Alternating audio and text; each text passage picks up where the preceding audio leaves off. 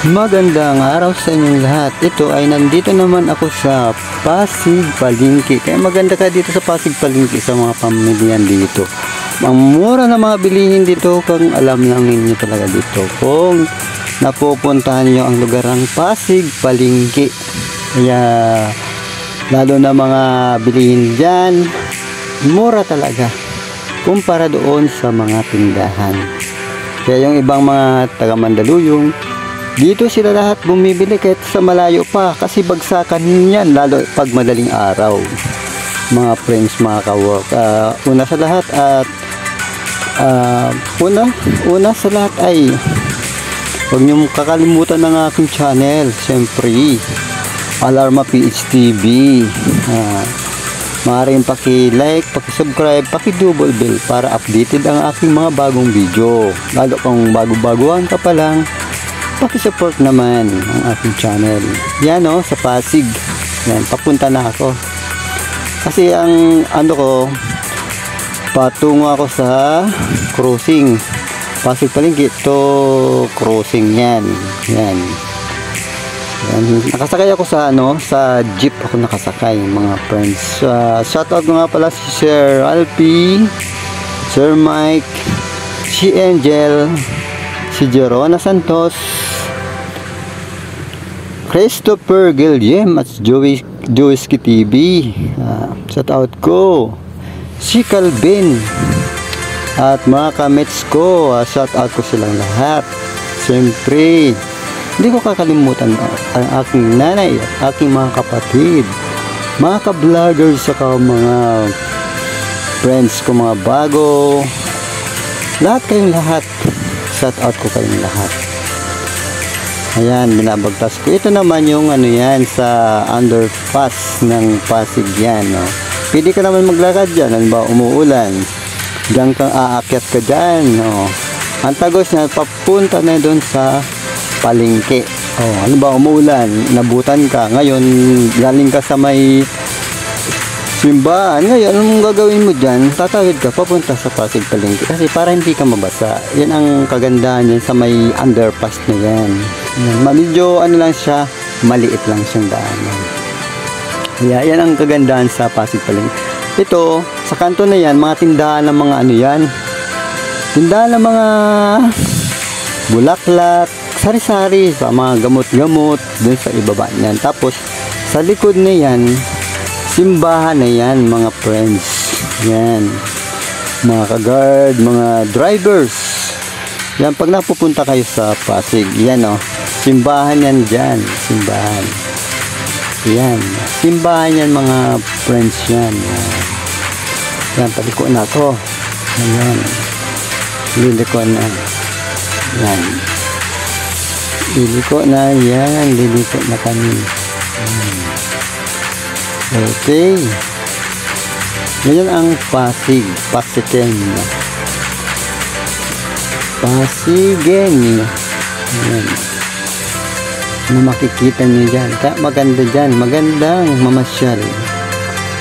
Kaya minsan pag mabiyaheng pag San Joaquin, bumababa ako dyan, nilalakad ko lang patungong kasi pag nasakyan ko kasi San Joaquin, bumababa ko ng simbahan, tas diretso nilalakad ko lang yung papunta doon sa Pasig Palengke.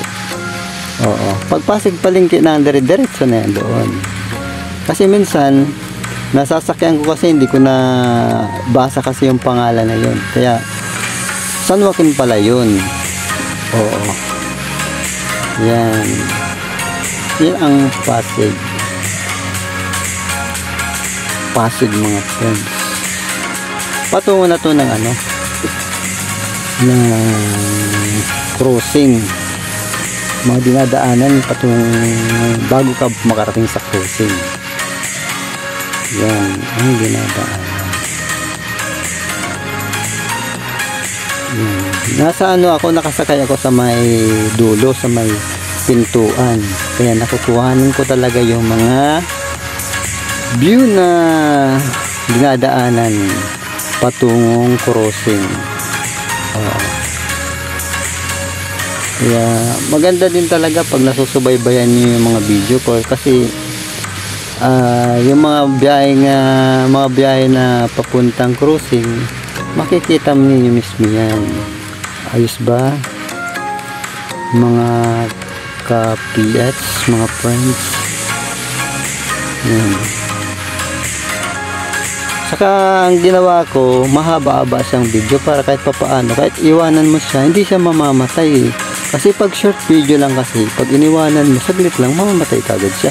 Ito kasi, kaya lang, mahaba-haba siyang video, minsan na akakat siya gawa ng patalastas, nakakat yung video. Pero, sa totoo lang, tuloy-tuloy pa rin tong video ko. Yan ang ito yun, no? Diba? Nakasakay ako sa jeep. Yan. Dito ako sa may sa may pintuan lang ako pintuan lang nakaupo, mga friends. Diba? Ayan, ito ako. Ayan. Yan si Alarma PH TV.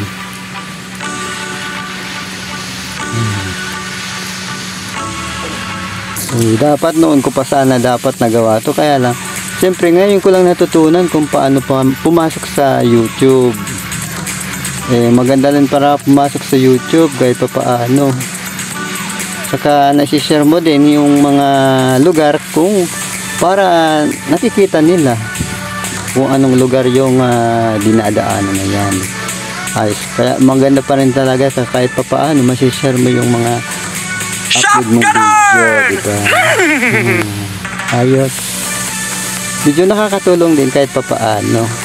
Kahit nasa bahay ka lang, pag pinapadood yung mga video, makikita mo parang napuntahan mo na rin yung lugar na yan. Diba? Ayos. Sakali lang yung hindi pa nakakarating, isi-share ko lang naman yung aking upload. Ito naman yung yung tulay na to. Tulay sa papuntang papuntang Bagong Ilog, mga friends.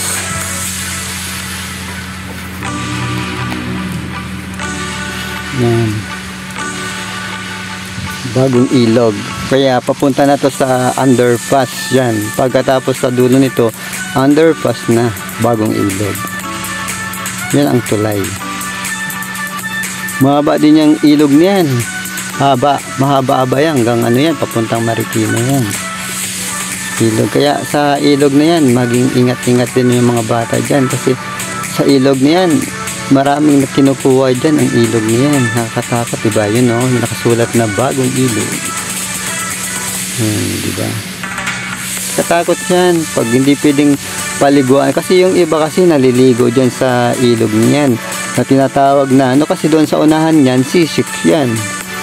Oo, sisik. Kaya marami nang na-disgrasya dyan. Hindi na nakakaahon. Oo, sa may sisik na yan. Mga batang naglalaro dyan ay kailangan ingat-ingat talaga dyan kahit paano. Oh, nakapag-selfie naman si kuya, oh. Ayun. Ayun si kuya, oh. Talaga ibig sabihin supported talaga si kuya kahit paano. Mga lang supported, di ba kuya? Ayan. Marami din talaga kahit paano mga sumusuported talaga kahit paano. Kaya maraming salamat talaga sa mga sumusuporta din sa akin, lalo na sa FB ko. Pag napupunta nila, nagbibigay sa akin ng star. Maraming salamat po talaga sa kasi nakikita ko din kasi sa pag nag-open ako ng FB ko, sa FB reel ko. Maraming salamat po sa inyong lahat. Nakikita ko, minsan nagbibigay sa akin sila ng star. Oo, nakikita ko kasi sila.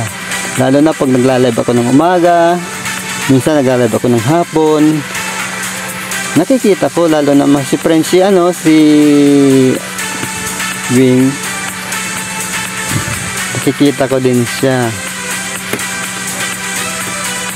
Nagbibigay ng si Erwin Argona. Minsan nakita ko sa nagbigay sa akin ng star. Si Erwin Argona. Kasama ko din yan sa trabaho. Kaya lang sa ibang department. Oo. Kasi mayroon din kasi siyang mayroon din siyang channel. Si Erwin Arguna. Oo. Kaya minsan, nasabi niya, nagbinigyan kita ng ng star. Sabi ko sa kanya, salamat. Sabi ko sa kanya, kasi nakita niya kasi ako sa live. Hindi niya alam kung sa dami kasing video ko, kaya inano niya daw niya. Sabi niya, nakita niya, nilagyan daw niya ng star. Kasi nagbibigay naman talaga siya ng star. Saka yung iba din sa akin, minsan kasama ko din sa trabaho, talagang pag nakikita nila, nagbibigay din talaga ng star. Yan kasi ang nila sa FB. Oo, mga friends. Ano lang naman yan, mura lang naman. Mayroon 13 pesos, may 12 pesos, mura lang naman yan. Yung nga nangyayari dyan, bali, kasi sa star, konti lang kasi yan konti lang, pero kahit pa paano, barya-barya lang. Okay naman yan kahit pa paano, dagdag na rin yan, dagdag tulong na rin yan sa mga friends. Okay, kaya maraming salamat talaga, sobra sa kanila. Kahit pa paano, siyempre sa daming tao naman, pag naipon yan, malaking na rin yan, malaking bagay na rin yan kahit pa paano. Oo. Kaya minsan pumupunta din ako sa namin, sa GC namin, para ipakita ko din sa kanila yung ko. Okay lang naman, wala namang problema. Kahit mag-comment ng hindi maganda or maganda, bali na rin kasi yan, bali points na rin kasi yan. Kaya yung iba, kahit hindi mag-comment, okay lang naman, wala namang problema dun. Basta, ang mas maganda nga dyan, nagko-comment sila kahit hindi maganda, ayos lang, mga friends. Yan ang pagko-comment kasi, lalo pag maraming comment or sharing, ay malaking yan, malaking punto sa amin yan, mga ka-work. Oo, malaking tulong yan talaga, sobra.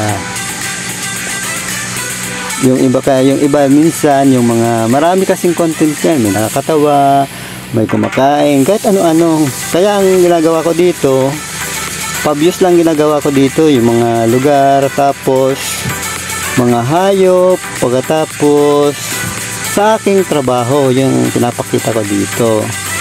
Pero pag kumikita na ako, ang gagawin ko naman dito, yung tumutulong naman ang gagawin ko dito, tumutulong sa kapwa, saka sa mga kasamahan ko din. Kahit papaano, kahit nagbibigay-bigay, kahit konting load, malaking tulong na rin yan. Kung pag kumikita na ako, yung plano ko sa susunod, pag kumita na ako dito, kumikita na rin ako, kaya lang maliit pa siya kung sa barya-barya pa lang. Kaya sabi ng aking mga kapitbahay o kaibigan ko, taga lang, dadami din naman daw yan, sabi niya sa akin. Si sa probinsya sa amin, shout out ko si Eugenio Madlang Bayan. Ayun, dati, kasi ko dati yan sa school. Nakikita ko dati yan sa school. Siya, bali, ko, third year ako, siya fourth year high school siya. Sa Camarinesor.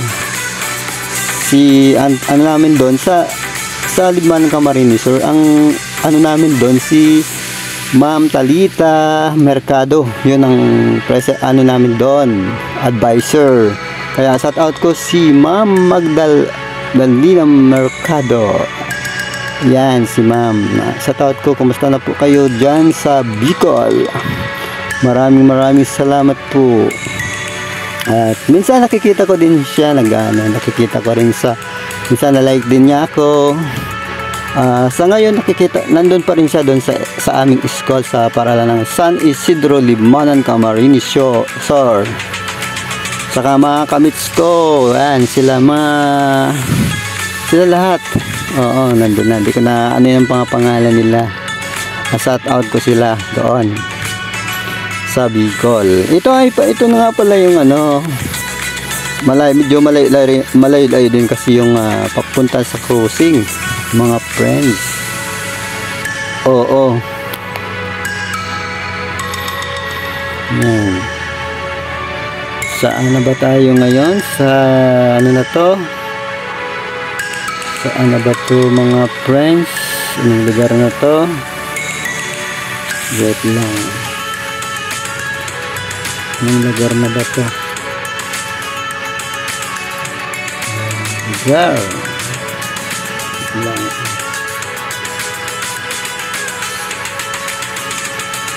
Medyo mababa kasi.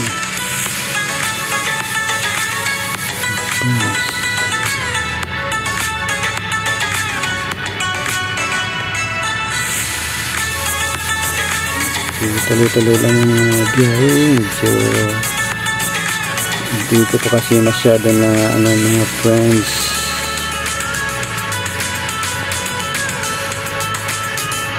Nasa ano na pala tayo? Nasa may lang.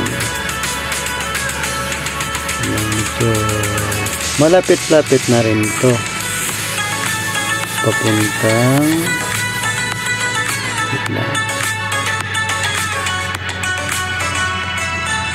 malapit-lapit na rin to papuntang crossing mga ka-PS. Malapit-lapit na rin to.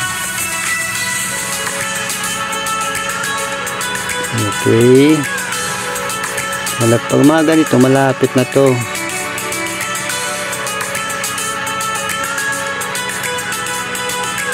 Malapit na to mga ganito. Basta malapit na sa crossing to.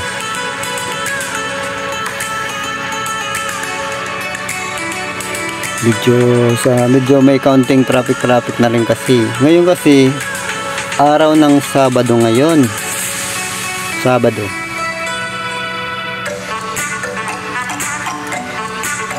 Kaya medyo, pero bukas sa araw ng Sunday hindi na masyado matraffic. Ngayon kasi Sabado kasi ngayon, kaya medyo matraffic pa rin. So nakatutok yung ating camera. Yan, si Alarm PXTV yan. Nilalakad niya na yung kasi nilalakad na yung crossing. Crossing na yan. Crossing na yan. Bumaba na siya. Crossing. Nilalakad niya na.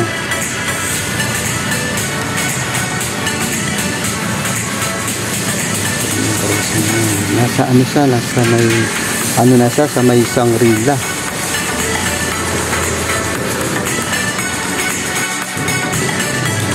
Shangri-La na yan. Kikita mo yan. Shangri-La na yan. Yan.